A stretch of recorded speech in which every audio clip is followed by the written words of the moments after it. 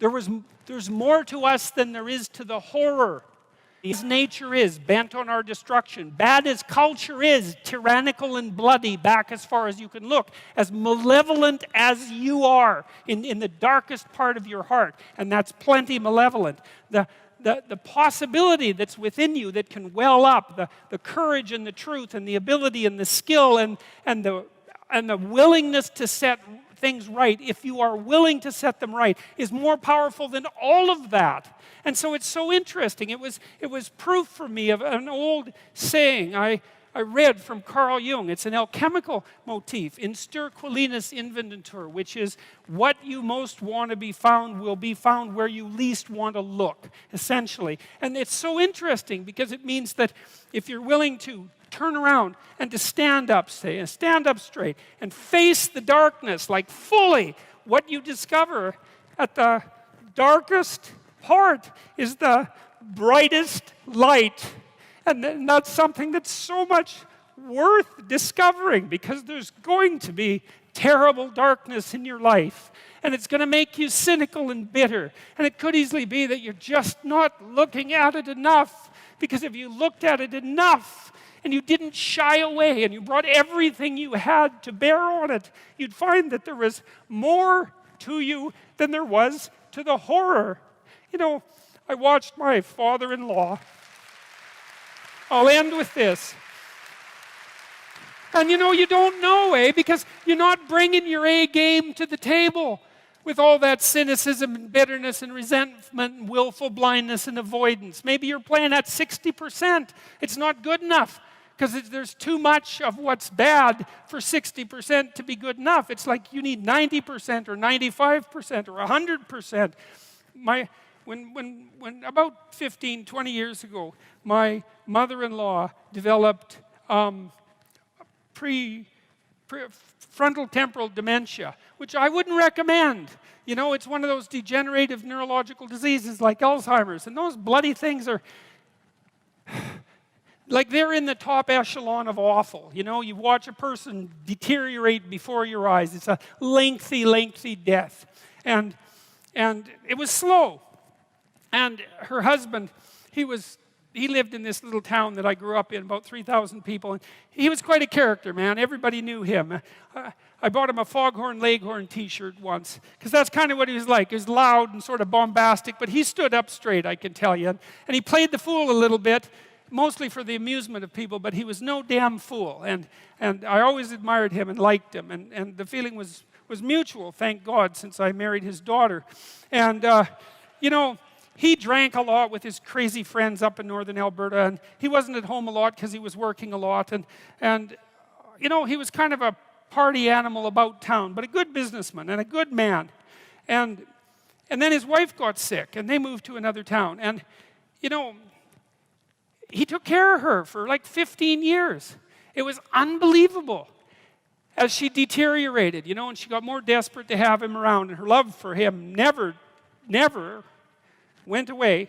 Even as she lost herself almost completely, she would always light up when he came into the room, you know. And he took care of her right till within weeks of her death. He had to finally put her in an old folks' home because he was no longer strong enough to lift her up from the chair.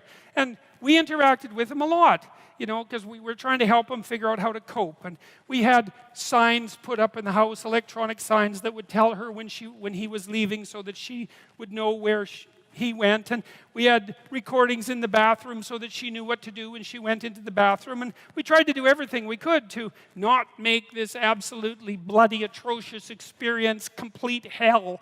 And he participated the whole way, you know, and it was really something to see. It was really it left me with a tremendous sense of admiration for him, but not just for him, but for people who can do that, you know. And if there was a new decline, he took it on, and he didn't complain about it, and he tried to do what he could, you know. And like, it was no picnic, don't get me wrong, but it wasn't hell.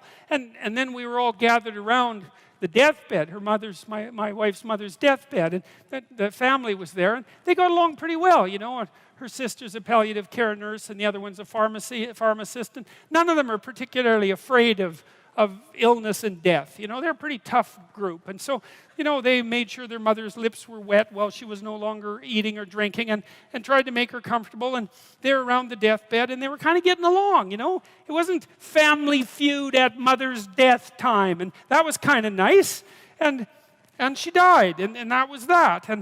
But it wasn't just that, because the fact that the family had coped with it well and nobly and honorably, I would say, brought them together. They were closer afterwards than they were before. And they all had more respect for their father. And then in the old folks' home, he met another woman who had a husband there who had Alzheimer's. And they got to know each other, you know. And he died after a while, and she died after a while. And then a few months later, they started going out. And then eventually they had a relationship, and now they live together. And so he gained something. Like, it wasn't that he replaced what he lost. You know what I mean? Because he still has pictures of his wife up in his house, and she was the love of his life. And that's not going away. But, you know, his family respected him more, and everybody pulled together more. And it wasn't hell at the deathbed, it was just tragedy.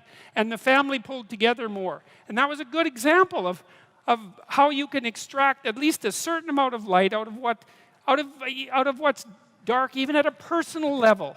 And it's worth asking yourself. It's like, drop what you're doing that's foolish, that you know is foolish, and pick an aim that's worthwhile, you know, to make things better for yourself, like you're worth taking care of, like you're worth something, you know, and to surround yourself with people who believe the same and who are rejoicing in your accomplishments and unhappy when you fail, right? And you're comparing yourself to your accomplishments of yesterday and not to someone else's today, so that you're not jealous and bitter. And you put your own house in order so that you're not cursing the world when some of its disarray might be your fault. And you're trying to pursue something meaningful, and you're doing your best to tell the truth and all of that. And then you see what happens.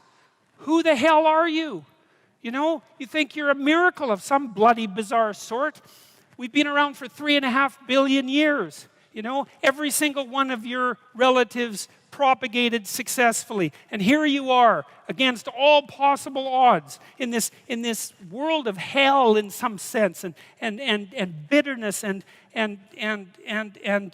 tyranny and malevolence. And yet, God only knows what's inside you, this capacity for consciousness, the capacity to confront potential and to turn it into something good.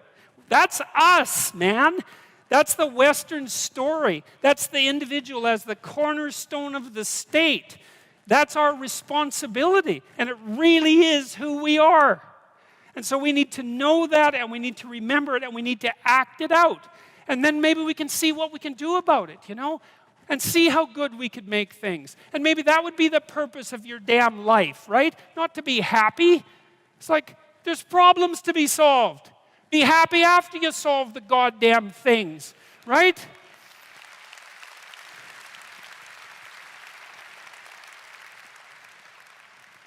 So I learned, because I looked at dark things, that I learned that the light was more powerful than the darkness as far as I was concerned, and that people were capable, each of us, of remarkable things, and that we need to know that that's what we are. We're this consciousness that confronts potential with all its catastrophe. That's what we are. That's what makes us in the image of God. That's what gives us our intrinsic value. And that idea that we have intrinsic value, that's the bedrock presupposition of our state. We're going to question that, or we're going to live it out. Better to live it out. Find out who you are. Thank you very much.